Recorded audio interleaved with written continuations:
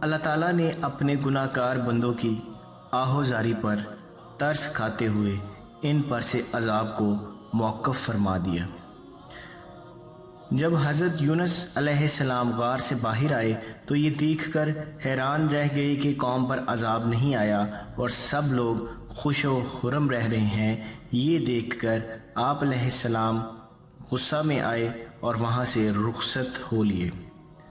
اللہ رب العزت نے سورہ نساء کی آیت نمبر 87 میں ارشاد فرمایا ہے،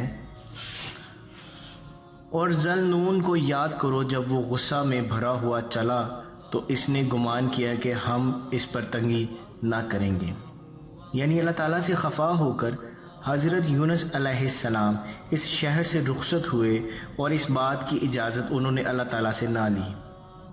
آپ علیہ السلام کو اپنے غصہ اور خفگی کی سزا اللہ کریم نے دی اور یہ بھی فرما دیا کہ اس نے یہ گمان کیا کہ ہم اس پر تنگی نہیں کریں گے بلکہ ہم تو ضرور کریں تاکہ اس کو بھی اپنے کیے کا احساس ہو۔ حضرت یونس علیہ السلام کو یہ غصہ تھا کہ اپنی قوم کو آپ علیہ السلام نے سال ہر سال تک عذاب الہی سے ڈرائے رکھا اور ان لوگوں نے ہمیشہ اس بات کا مذاق اڑایا کہ وہ کیسا عذاب ہوگا، اور جب آپ علیہ السلام نے ان سے عذاب کا وعدہ کر لیا تو اللہ تعالیٰ نے اس عذاب کو نازل کرتے کرتے ہی ٹال دیا، اور اس طرح گویا آپ علیہ السلام کی سبکی ہوئی۔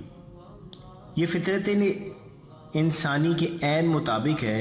اگر حضرت یونس علیہ السلام اس ساری صورتحال میں اللہ تعالیٰ سے رجوع کر لیتے تو شاید آپ کو اتنی تکلیف برداشت نہ کرنا پڑتی۔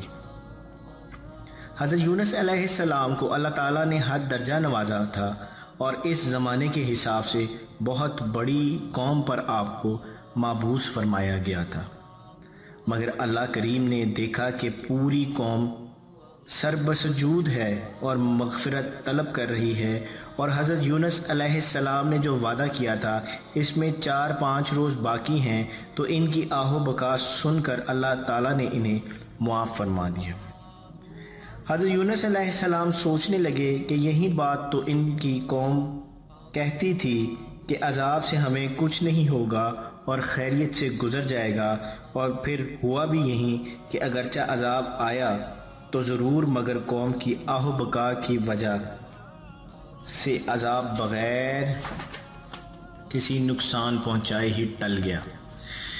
جیسے کہ اللہ کریم نے سورہ یونس میں ارشاد فرمایا، یعنی کہ آپ نے گزرے وقتوں میں کوئی ایسی بستی پائی جس کے باسیوں نے پوری طرح ایمان لایا ہو۔ اس کے بعد مولا تعالیٰ نے اس بستی کا خود ہی تذکرہ ان الفاظ میں سورہ یونس میں فرمایا۔ ارشاد ربانی ہے کہ بجز قوم یونس کے جب وہ ایمان لے آئے تو ہم نے ان سے رسوائی کا عذاب دنیاوی زندگی سے دور کر دیا اور ہم نے ایک مدت تک انہیں لطف و اندوز ہونے دیا۔ یعنی حضرت یونس علیہ السلام کی قوم نے جب صدقے دل سے توبہ کر لی اور اپنے ایمان کا اظہار بھی کر دیا تو اللہ تعالیٰ نے حسب وعدہ انہیں معاف ہی نہیں کیا بلکہ ان پر اپنی نعمتیں بھی نازل فرمائیں۔ عاجزی ہی میں فلاح ہے۔ قوم نے سرکشی اختیار کی تو ان پر عذاب آنے لگا، اور پھر جب قوم نے عاجزی اختیار کی تو اللہ تعالیٰ کا عذاب ٹل گیا اور انہیں انعامات کا حقدار ٹھہرایا گیا۔ یقیناً جو بھی تکبر کرتا ہے اور عاجزی سے دور ہوتا چلا جاتا ہے تو اس کو ذلت و رسوائی ہی اٹھانا پڑتی ہے۔ جو عاجزی اختیار کرتا ہے اسی کو عظمت و سلامتی حاصل ہوتی ہے۔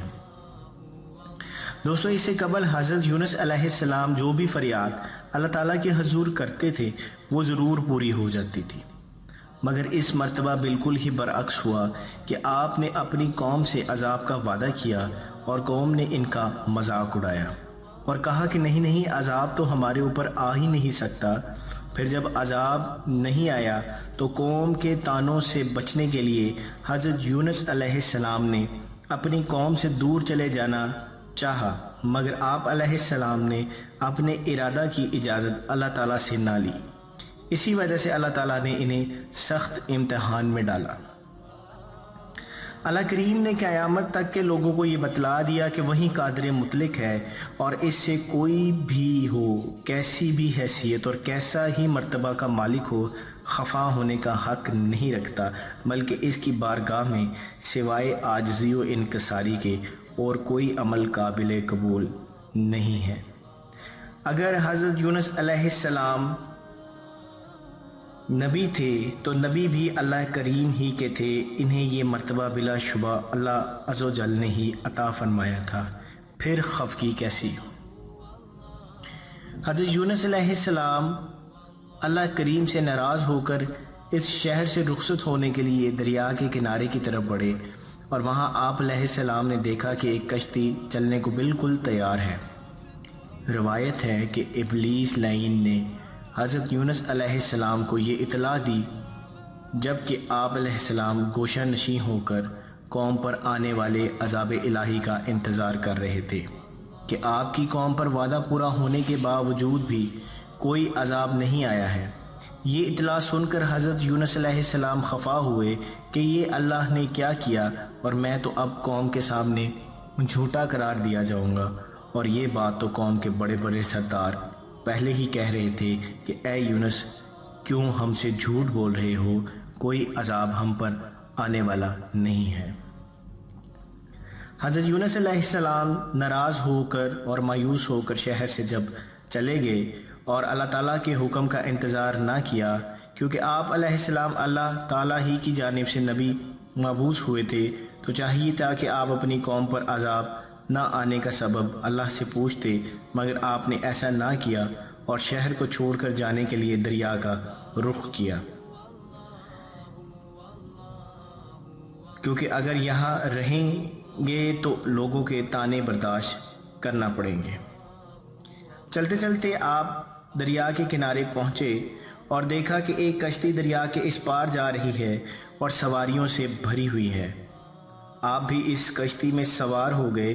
جب وہ کشتی دریا کے درمیان میں پہنچی تو اچانک بھنور میں پھنس گئی۔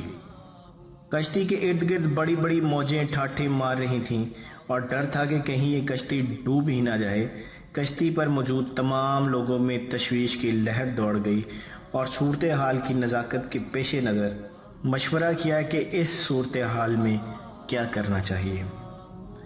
اس دور کے رواج کے مطابق طے پایا کہ تمام سوار لوگوں کے ناموں کا قرعہ ڈالا جائے اور جس کا نام نکل آئے اس کو دریا کے سپرد کر دیا جائے تاکہ باقی مسافر خیریت سے سفر کر سکیں۔ کشتی پر موجود اکثر لوگ آپ علیہ السلام کو بخوبی جانتے تھے اور آپ کی عزت و تکریم کر رہے تھے، مگر جب آپ کے نام قرعہ نکل آیا تو وہ بھی بے حد حیران ہوئے۔ انہوں نے ضد کرنا شروع کی کہ کچھ بھی ہو جائے مگر دریا میں آپ کو نہیں ڈالا جائے گا۔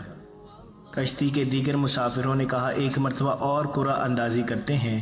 قرعہ اندازی دوسری مرتبہ کی گئی اور اس مرتبہ بھی آپ ہی کے نام قرعہ نکلا۔ اس طرح 3 مرتبہ قرعہ اندازی کی گئی اور تینوں مرتبہ آپ علیہ السلام ہی کا نام نکلا۔ چنانچہ دریا میں آپ کو دھکیل دیا گیا۔ آپ کو اپنی غلطی کا احساس ہو چکا تھا اور آپ کو معلوم ہو چکا تھا کہ یہ دراصل میرے ہی غصے کی وجہ سے ہو رہا ہے۔ حضرت یونس علیہ السلام نے کسی قسم کے احتجاج کے بغیر ہنسی خوشی دریا میں چھلانگ لگا دی۔ ادھر آپ علیہ السلام نے چھلانگ لگائی اور ادھر ایک بڑی سی مچھلی نے آپ کو نگل لیا۔ اللہ رب العزت نے اس مچھلی کو حکم ارشاد فرمایا کہ میرا نبی دریا میں آیا ہوا ہے، تم اس کو حفاظت کے ساتھ نگل لو اور خبردار کوئی نقصان نہ پہنچانا۔ مچھلی نے آپ علیہ السلام کو نگل لیا اور نقصان پہنچائے بغیر آپ کو ثابت ہی نکل گئی بغیر چبھائی۔ حضرت یونس علیہ السلام جب مچھلی کے پیٹ میں پہنچے تو آپ کو وہاں کچھ بھی دکھائی نہیں دے رہا تھا، ہر طرف اندھیرا ہی اندھیرا تھا۔ اب آپ یہ سوچنے پر مجبور ہو گئے کہ ان کا یہ فیصلہ ہی درست نہ تھا، بلکہ انہیں یہ چاہیے تھا کہ اللہ تعالیٰ کے حکم کا انتظار کرتے۔ اللہ کریم کو بھی منظور تھا کہ قیامت تک انسانوں کو دکھلا دے کہ اللہ تعالیٰ کا رشتہ ناتا کسی کے ساتھ نہیں ہے، بلکہ جو اس کی اطاعت و فرما برداری کرے گا وہی مقرب بندہ کہلائے گا۔